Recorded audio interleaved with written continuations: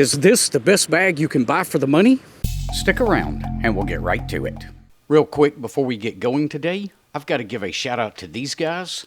They're my latest patrons over on Patreon. If you'd like to help support the channel, I'll leave a link to Patreon down in the description below.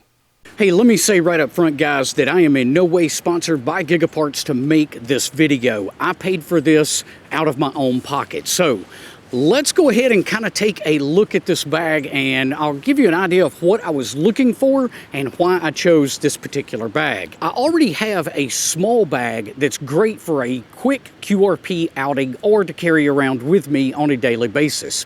I also have a much larger bag that's great for those longer trips, the extended trips like field day or winter field day.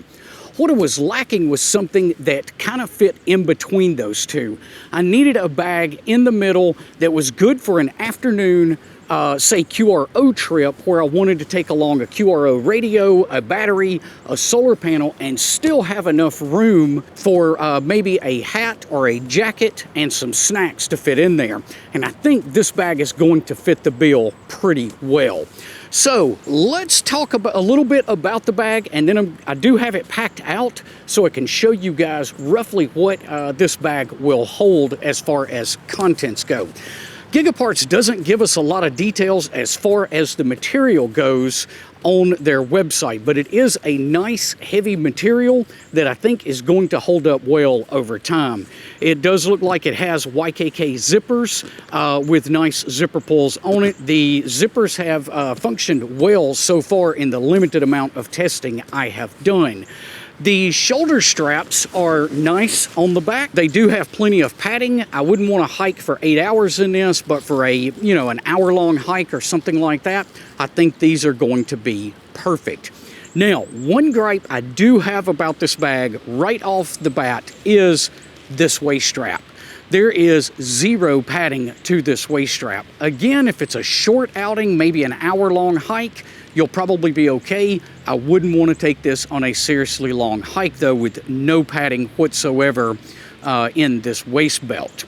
Let's kind of take a look at what I've got inside the bag so you can get an idea of what the bag will hold. It is a 30-liter bag, and I think this is, like I said, going to be absolutely perfect for a longer afternoon POTA activation. Right on the outside, I did attach this little HT pouch. Now, this didn't come with a bag, but I happen to have this one already laying at the house. So it was the same color, so I thought, well, it made it up pretty well, and I like to keep an HT on the outside of the bag. Another thing that's awesome about this bag is it does have 4 compression straps, 2 on each side. And that's great if you don't fill the bag completely full. You can cinch these down a little bit and keep that gear from rattling around inside. Let's go ahead and we'll open those up, and we'll talk a little bit more about the contents that are in this bag so you can get an idea of roughly what this bag would hold if you were doing an outing. It's got several different compartments. I think there's 4 or 5 different compartments to work with here. On this front one outside, it's more of an admin pouch. I did manage to squeeze in about 25 feet of RG8X, so I do have some coax in there. I've got a pen, a marker, a notepad, and then just a little inexpensive poncho that I like to keep in all of my kits, just in case I'm caught out in inclement weather. This pouch up here, I actually don't have anything in it at the moment. I just didn't have anything that really fit in this compartment when I was putting this together, but this would be great to maybe hold a snack or maybe your car keys or possibly even some sunglasses, although it doesn't have that like velvety material inside to protect sunglasses. So I would want to go ahead and drop those in a case before I put them in this pocket. The next pocket on the outside is a larger pocket, and this one's able to hold quite a bit of kit for me. I've got my 2-meter EDC kit, or at least one of the 2-meter EDC kits in here. I've got a in-fed half-wave antenna, and then I've got another bag that I like to keep some accessories in. Extra power cables for radios, power pole splitters, things of that nature stay in that bag. And that's all that I've got in this compartment here. It does have a couple of more little pockets here that you could use for some organization if you wanted to. Now, one of the features that I really like about this bag, and I prefer this in all of the backpacks that I work with, the main compartment is a clamshell style compartment. So we can lay that down, unzip it completely, and then open up the entire bag so that everything is laying here flat. It makes it super easy when you're packing a backpack if you can get this to open completely up and get it out of the way. I like that much better than trying to look down from the top and dig to the bottom of a bag. I've just got some connectors in here for the radio that I need when doing digital. I've got a 10 amp hour Dakota lithium battery in here. I do have the Power Film 30 watt solar panel in here. I've got the mast that I would need if I wanted to put the antenna up. And then I've got the 891 radio. So as you can see, the main compartment holds quite a bit, and I still had some room left in here that I could have tucked a hat or a jacket or something like that in around this gear that was already in here. It does have a couple of pockets on the inside. Let's see if I can turn this up so you guys can see it better. It's got a zipper compartment on this side that we could put something in, and then it's got this mesh compartment on the other side, and I just tucked the nifty manual into that mesh compartment.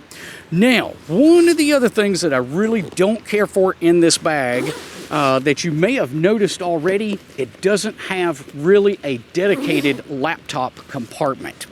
It does have this little pocket on the back. Let's see if I can get this turned around, get those straps out of the way.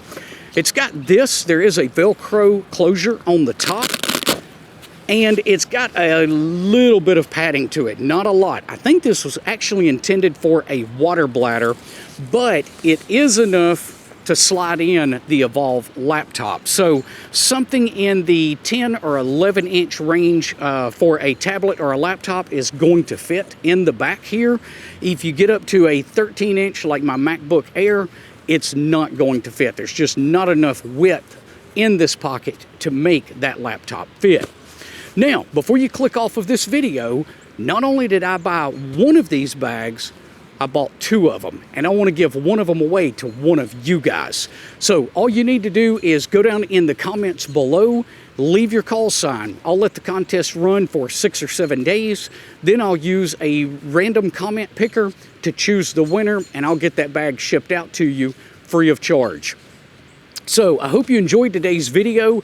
I hope you enjoyed this bag. As of the time of the recording, this bag is 50% off. So I was able to pick up each bag for $25. And I think Gigaparts is running that sale through Black Friday. So I'll leave a link to this down in the description below if you're interested in picking one up. I have no affiliation. I'm getting no commissions off of this video. I just thought the bag was a great bag for the price and thought you guys might enjoy it as well. All right, if you found it helpful, be sure to leave us a thumbs up before you head off. We will see you guys on the next one. Until then, 7-3.